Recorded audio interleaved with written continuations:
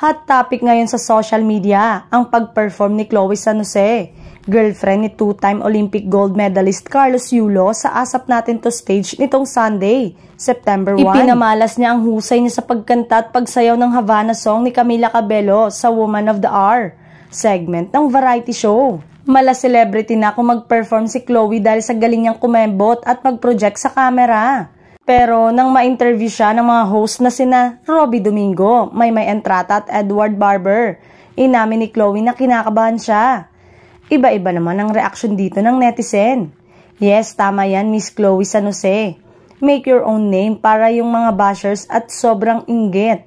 Hindi nila sabihin na you're aftering doon sa prize ni BF mo. Prove to them that you can create your own name without Carlos Yulo at your back. Good luck. Yan naman siguro ang talagang dream niya. Malinaw yan kaya ibinandera ng todo at idinikit ang mukha sa lahat ng kamera na for Kaloy at the same time.